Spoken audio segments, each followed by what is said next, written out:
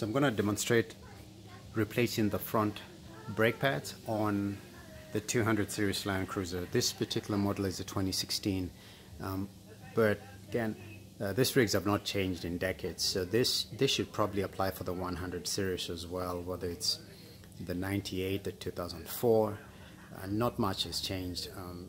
I think one of the things you might see different is some of the anti-shims are actually two plates as opposed to this, which is one integrated plate. So when you grease it, you're only greasing the brake pad side and not the brake pad and not the actual shim, because there is no space. You don't have two shims that you have to grease in between. So I'll take off the wheel and we'll get to see what it looks like under there.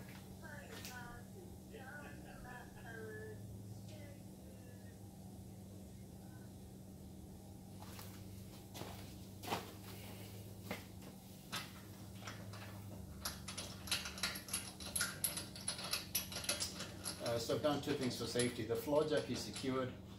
There's a stand under there as well. And the other thing I do is I'll slide this wheel under the truck. Again, just I'd like to have an extra jack stand, but in this case I've got just one in addition to the floor jack holding this up. And once I take off the wheel, I'm going to put the wheel under there as well. So let's take this wheel off.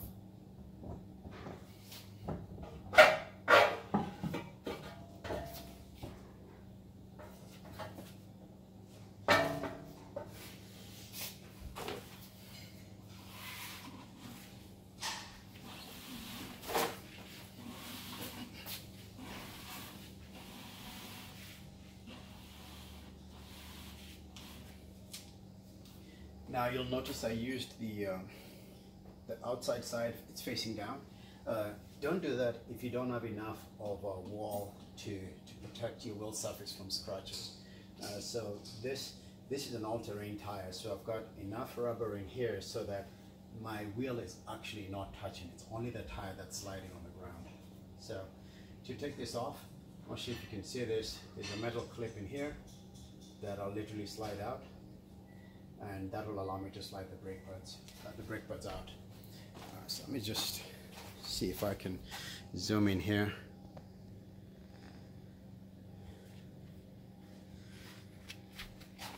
So what you don't see is right in there, there's a, so I can get you closer. I'll hit the pause button here real quick.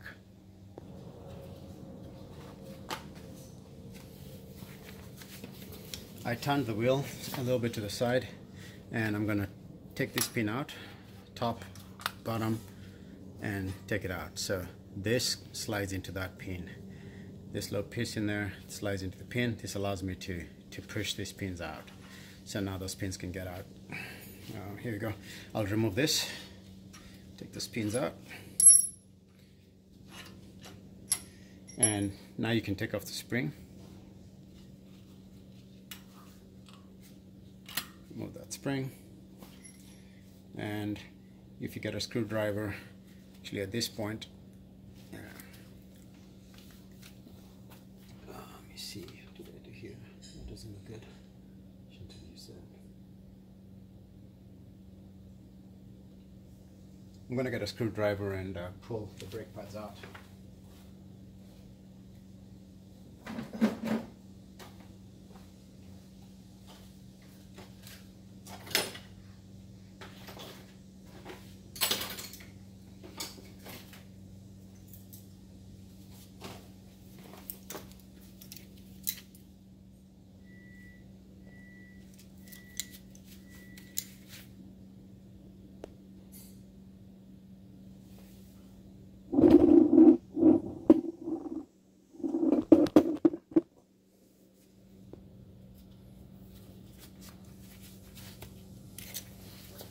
So two ways to do this. You can use the extra holes and slide this out.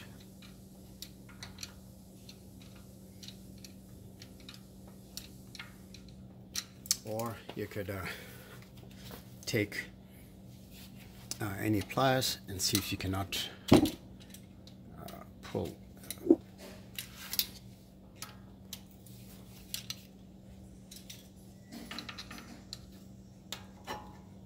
There you go.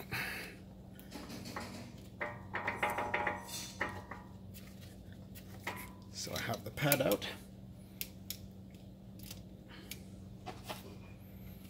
And I'll do the same to this other side.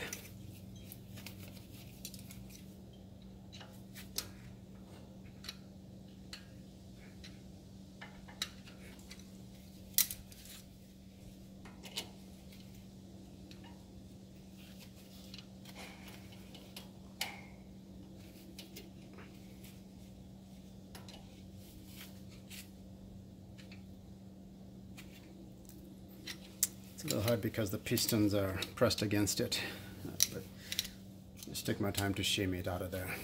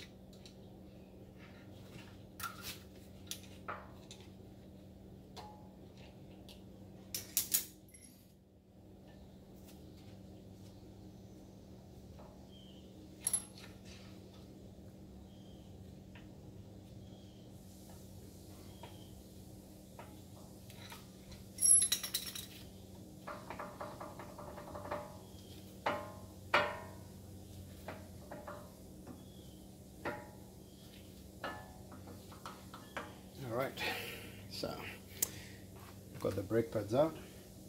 The next thing I want to do is to make sure the pistons are pushed back in, and I'm going to clean off any dirt that's on the disc right here.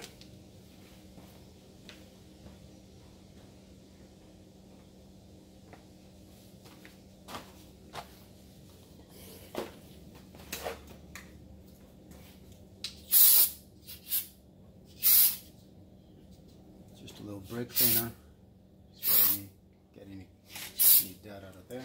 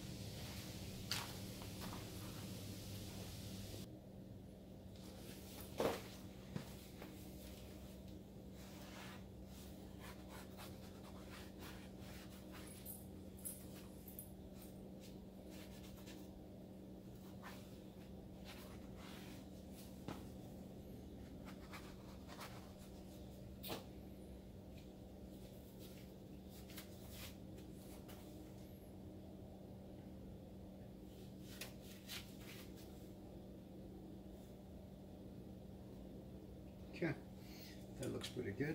So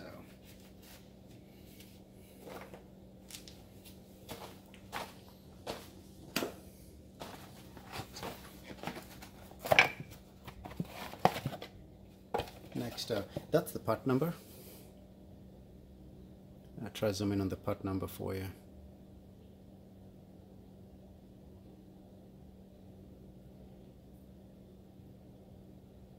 I'll see if we can take a picture of this and add it.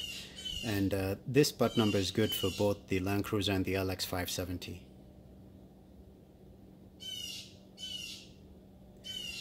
So again, yeah, same parts, whether it's a Lexus or the Toyota. And this is what the pattern looks like. And if you look at the shimmies, what it tells you to do is to put grease right there. But I'm going to put just a little bit of about a dime-sized bit of grease on that phase of it. So we should be good to go.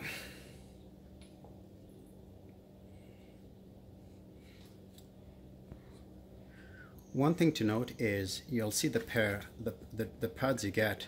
You'll get two sets, and one set has got the brake wear indicator. So make sure you pair them so that you've got a brake wear indicator on each side of the wheel. So the pairing on the right side, that's how I'm going to have it, because what will happen is as your brake wears, you will see once it gets to about 1 millimeter, you're going to start to get this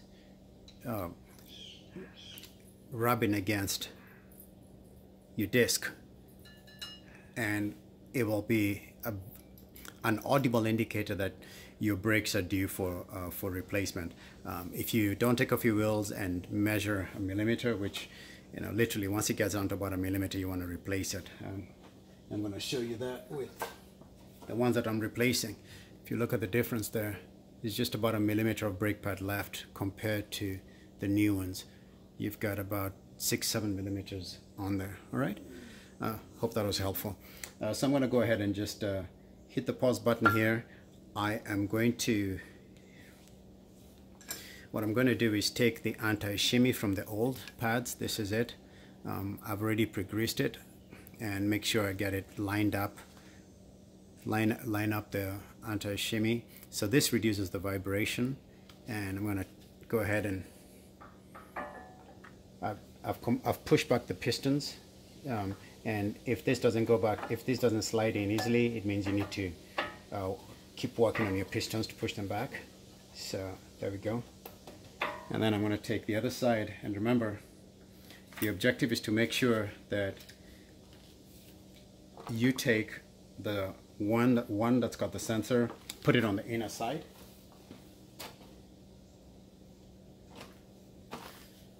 and then the one that doesn't have the sensor on the outer side. So each pairing is going to have at least one set of the wear indicator. So I'm going to grease this, and again I just put a dime sized, I would say maybe looks like in terms of the diameter, maybe 1 inch, and I've gone a little bit over because I don't want to touch the hole, so I'm gonna take that off. I'm gonna take that off because it got a little bit into the hole in there, so I'm gonna take that off and make sure I do it right.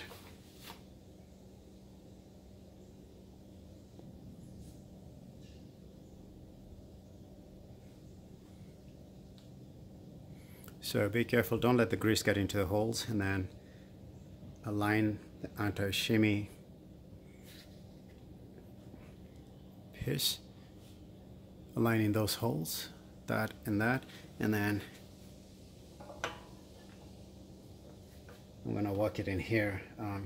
If it doesn't slide in, I might need to push the pistons in gently. See, the pistons are out.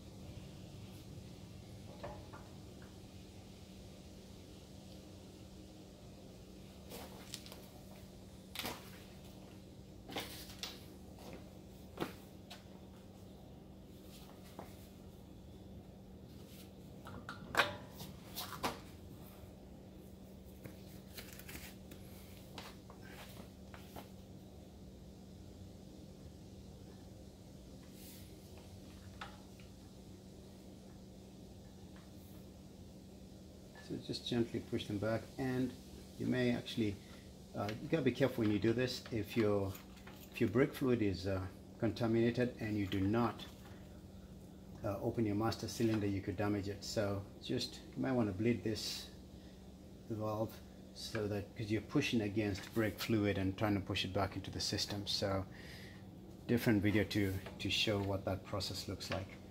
But in this case, I really didn't have, oh snap. So I guess it's what happens when you improvise. I'm using my wire tool to push. Not the best way to do it, but you all saw what happened. I'm going to leave that in there,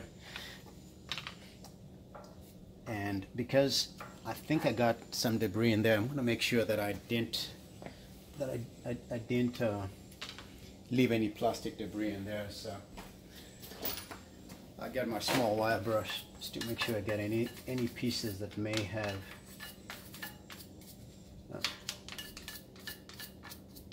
okay. And just make sure the cylinder is, I don't have any plastic pieces in there. Well, let's see if breaking that thing was worth it.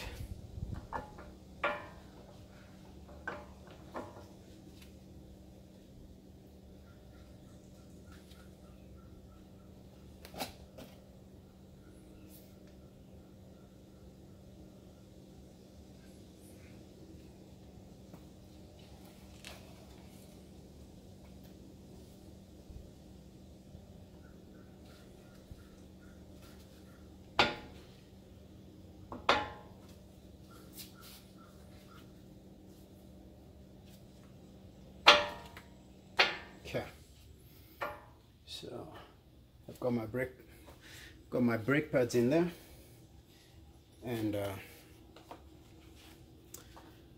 I cleaned those, put a little bit of WD-40. I'm going to slide them in. Just make sure it's aligned.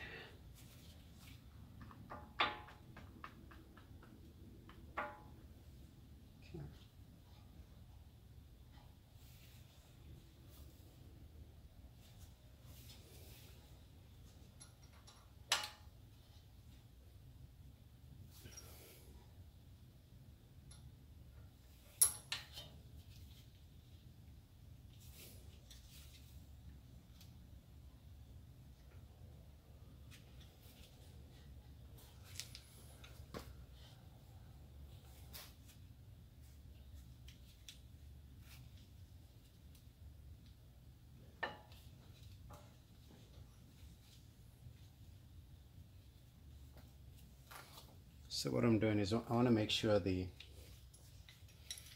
this hole and the hole in the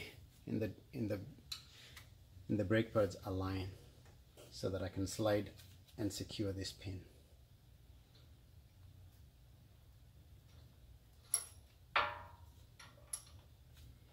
think that seems to have gone a little bit further than I'd have liked. There we go.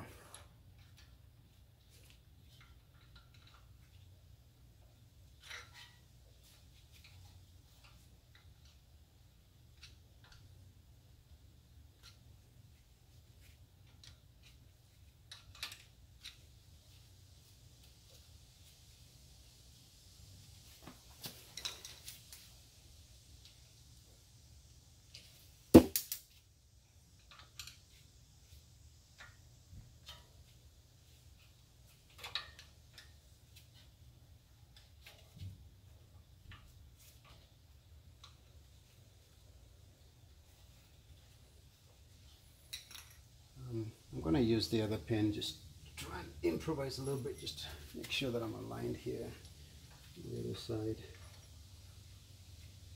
Okay.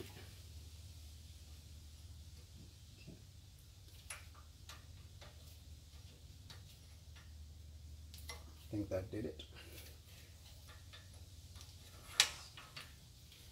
So the bottom one was a little bit easier.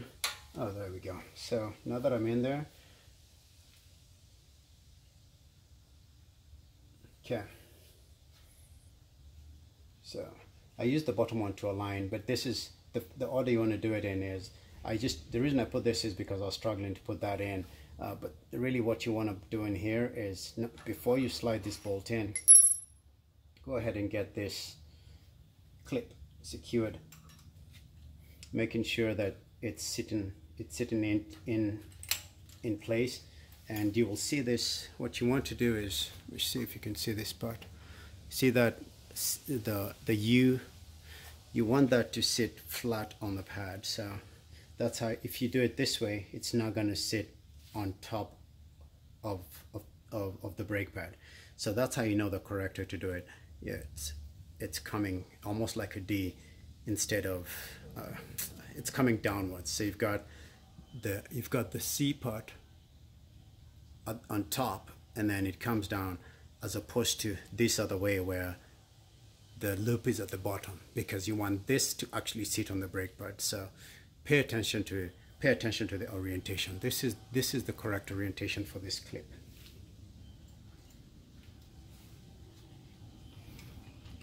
slide that in there, and once it goes in, I'm going to slide the pin that holds it in place, and then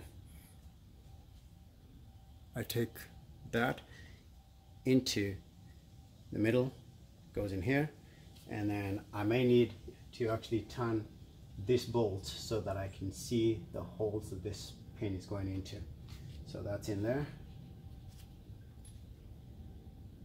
and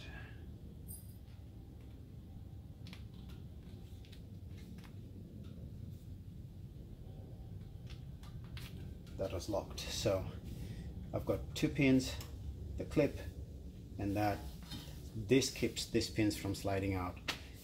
And there you have it. I've got my brake pads installed, so I'm just gonna go and pump the brake pads a couple of times just to take any air out, make sure it firms up. Everything feels good. I'm gonna put back the wheel. So that was it. I hope that was helpful. Here's what you should do.